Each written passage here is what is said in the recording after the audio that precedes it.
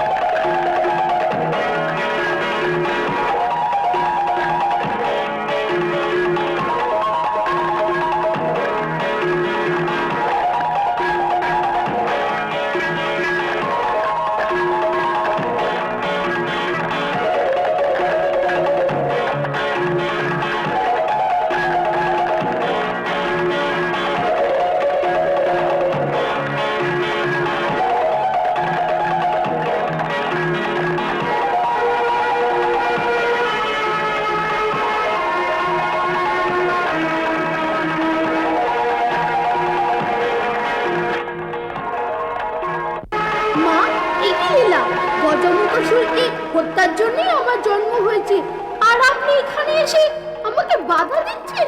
পুত্র, গজমুখাসুরের পত্নী প্রিয়ঙ্বদা আমার ভক্তগণের মধ্যে একজন। ওর সুহাগের জন্য ও আমাকে পুজো করে থাকে, অতএব ওর স্বামীকে রক্ষা করা আমার কর্তব্য। আপনি স্বয়ং এরকম করছেন? তাহলে আমার অবতারই কেন হলো? আমার জন্মের কোনো অর্থই রইল না। জীবন ধরে গৌরী পুজো যে করে আসছে, তার স্বামীর রক্ষা না করলে এই ব্রতের কোনো অর্থই নেই। আমার প্রতি সব ভক্তদের বিশ্বাস যে উঠে যাবে। আপনি তো অনেক অসুরের বধ করেছেন এবং আজ স্বয়ং ওর রক্ষা করতে চলে এসেছেন। বিশ্বাসকারী ভক্তদের সঙ্গে ভগবান ছল কিভাবে করবেন? ওকে বধ করা আমার কর্তব্য। ওর জীবন রক্ষা করা আমার কর্তব্য।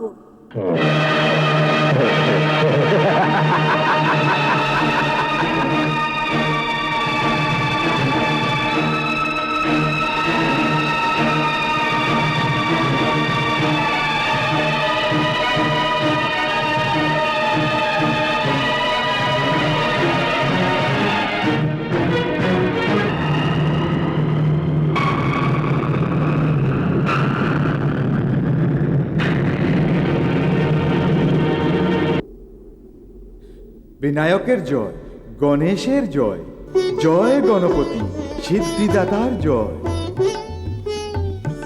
নারায়ণ, এই কি চমৎকার! রাজমুখাসুর ইঁদুর রূপে সিদ্ধিদাতার চরণ তোলে ওনার নাম জপ করছে যে, এতে চমৎকার কিসের? ওর উপর সিদ্ধিদাতার চরণ পড়া মাত্রই ও মুক্তি ও জ্ঞান প্রাপ্ত হলো যে। মা, আমার লক্ষ্য পূর্ণ হওয়ার আগে গজমুখাসুর নিজের অহংকার ত্যাগ করে ইঁদুর রূপ ধারণ করে আমার চরণতলে চলে এসেছেন। আপনার ইচ্ছা পূর্ণ করার জন্যই ওর রূপ বদলে ওকে জীবিত রেখেছি। সত্য বটে পুত্র, সত্য বটে।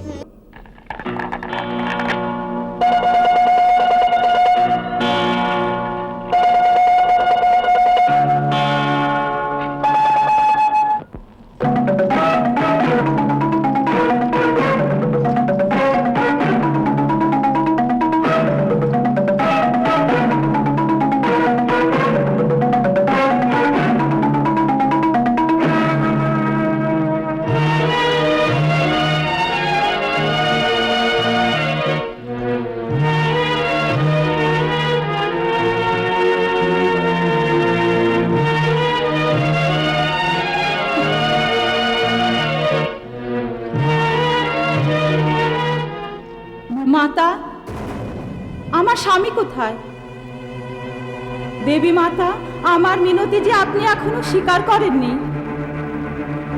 নিজের মঙ্গলসূত্র আপনার চরণে রেখে দিয়েছিলাম, এই কি আপনার করুণা মাতা?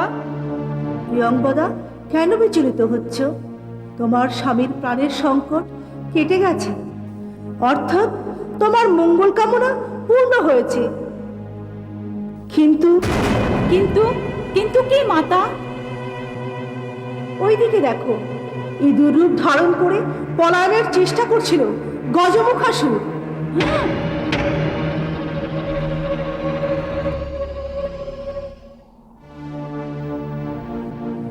সিদ্ধিদাতা স্বয়ং চরণতলে ওকে নিয়ে নিয়েছেন। মাতা, এ কি ধরনের উভয় সংকট? আমার স্বামী কি এই ইঁদুর রূপে বিনায়কের চরণের তলে থাকবে? ওনার কি মুক্তির কোনো উপায় নেই? প্রিয়ঙ্কদা, কেন বিলাপ করছো? ভুলোকে কোনো প্রাণীর ভাগ্যে যা হয়নি, তোমার স্বামী তাই পেয়েছেন। প্রতি মুহূর্তে আমার পুত্রের সঙ্গে থেকে সুখে জীবন পেয়ে অমর হয়ে গেছে। সিদ্ধিদাতাকে পুজো করার ভক্তগণ তোমার বাহনরূপী স্বামীর সদা পুজো করে যাবেন, এই আমার আশীর্বাদ রইল।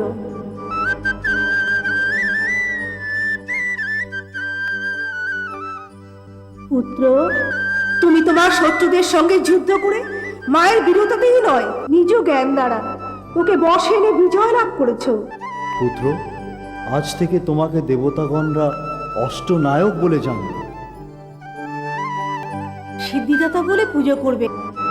প্রভু গজমুখাসুরের সভায় প্রতিদিন নিজের মাথা ঠুকরে কান ধরে 3 বার উঠবস করতেন।